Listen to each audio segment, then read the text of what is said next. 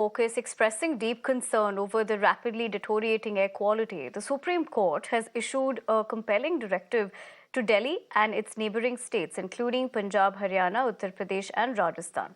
Now, these regions have been given a critical task to provide a comprehensive report within 1 week detailing the steps they have taken to combat the relentless issue of air pollution. A distinguished three-judge bench headed by Justice SK Kaul and composed of Justices Sudhanshu, Dhulia and PK Mishra will convene on November 7th to examine the submitted reports. The court emphasized the gravity of the situation, recognizing the far-reaching consequences of air pollution on future generations. It was pointed out that the current air quality in Delhi has reached such dire levels that stepping outside has become an increasingly challenging endeavor, particularly during the once-beloved winter season. The court underscored crop burning as a chief contributor to the menacing air pollution in Delhi. In fact, recent data from NASA revealed a sudden surge in stubble burning in Punjab with a staggering 740% increase in incidents, marking the highest in a single day for the current harvesting season. As air quality in parts of the national capital plunged into the severe category, it is expected to remain very poor for several more days. Now, October 2023 witnessed the worst air quality in Delhi compared to the past 2 years, with meteorologists attributing this concerning trend to a lack of rainfall. Now, amid worsening air quality conditions in Delhi, Environment Minister Gopal Rai announced that starting from November 1st, all diesel buses entering Delhi NCR from other states will face entry restrictions. But essentially, what does this really mean in terms of the Supreme Court as well, giving these directives to the state and the need of the hour? I'm taking that across to my guest this evening, Jaidhar Gupta, member Right to Breathe. Jaidhar, thank you very much for taking the time out. Great to see you once again back on Mirror Now. As we discuss this, of course, it's again the citizens who continue to suffer as far as the story is concerned. But the Supreme Court now taking cognizance of the matter, definitely the need of the hour, because of course, it's not just the people who are currently breathing in this AQI, it's also the future generations that will be impacted.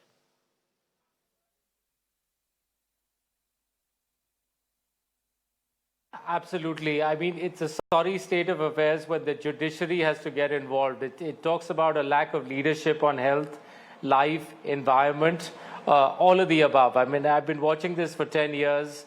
Why do we need these emergency measures of diesel buses and things being stopped? I mean, why do we have to get to emergency levels at all, or an emergency response, or what we call the graded response action plan? This speaks of a failure of leadership and governance on matters of health and life. And let me just tell you that, you know, we're talking about all these farm fires in Haryana and Punjab. The winds have been easterly, so all of our smoke has been blowing into Lahore. I've been interacting with environmentalists in Lahore, and it's been an absolute, I mean, it's been an apocalypse over in Pakistan. But the bad news here is that actually the wind direction is changing tomorrow at around 4 p.m. So all that smoke that's currently, blowing into Pakistan is going to change direction, and even Pakistan's smoke is now going to blow towards us in Delhi and beyond, into the entire Indo-Gangetic plain. It's a complete lack of leadership. I mean, let me tell you, Nivedhana, we have lost more lives and we lose more lives to air pollution every year than we do to COVID. And why we fail to recognize this as a public health emergency and call it the public health emergency that it is just mind-boggling. Why are we just hiding? Was it easy for the leadership of our country to just hide behind a WHO or an international mandate and, mandate masks or other procedures for COVID? Why are we failing to do it again and again, year after year, for air pollution? This is mass genocide. I have been saying this for 10 years. Why are we still hiding? I would love to hear from the health minister of this country and Delhi. I would love to hear from the environment minister. I would love to hear from the education minister why between 7 and 10 in the morning, when the AQI is the worst, my children are stepping out to go to school without a mask. There is no mask mandate. There is no closure of schools. We are all pretending. Even the cricket matches, the World Cup cricket is happening in Lucknow, Delhi, Eden Gardens in Kolkata, and we are normalizing an AQI of 300. This is absolutely pathetic. It is absolutely irresponsible. And the fact that the judiciary has to step in speaks of a failure of leadership. Absolutely a lackadaisical approach, which is why, we find ourselves in this situation. In fact, like you pointed out, you've been talking about this for the past decade, and the story doesn't change, which means the citizens, of course, at the end of the day, continue to suffer. And it's not just the national capital. We have also seen what's been happening in Mumbai, which is a worrying situation. But just talking about what the Environment Minister has said over here, we do understand that one of the actions that they've taken is that all buses entering from the Delhi NCR region, that is, from other states, will face entry restrictions. Do you think this is going to help at all?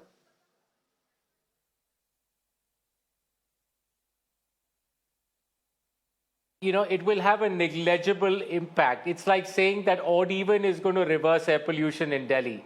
It's not, okay? All these things are about creating awareness. All you're doing is band-aid fixes to send a message that the Delhi air is poor. You're not doing anything to, curtail or reduce emissions at the source. So, this is all too little, too late. You talk about a winter action plan. I want to understand what is the role of the Environment Minister. I really want to get into their job description. Because it's just ludicrous to come up with a winter action plan and these, seat of the pant kind of actions that, we're going to curtail, movement of diesel buses. This is all seat of the pant kind of action. This is not responsible governance. This speaks of an action, the absence of a game plan. And it's really, really sad for me to see this as a citizen year after year. It's just speaks to me of, I don't think even they comprehend the nature of the problem. After 10 years, or for the Delhi government for that matter, 8 years that they have been in Delhi. We excused them in 2015, 16, 17, but really, it's 2023 now. You get caught with your pants down year after year and you want us to elect you again in 2025? I don't think it's going to happen. And I'm sending this message actually to the residents of this city and the greater NCR region. Do we really need these, do we want these parties to be representing us that are making us breathe this air right now? Is this the quality of life that we choose? I don't know. Why don't you make your own decisions? And that's essentially what is being questioned, right? Like with the fact that it's going to be affecting the future generations as well. But the ultimate question is, what is it really going to take to change this story around? But Jaidhar, what is essential here is that the Supreme Court is questioning that what are the steps that have been taken as far as tackling pollution is concerned. We do know the blame game every year that we see of stubble burning, but that's not helping either. That version has not helped either.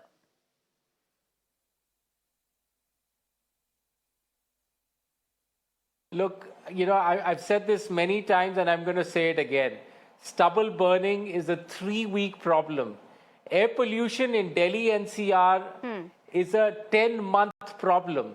The only time that we have 2 or 3 good air quality days and maybe 30 moderate air quality days is during the monsoon time when the rain settles the PM 2.5 and the wind disperses when the rain settles the PM10, and the wind disperses the PM 2.5.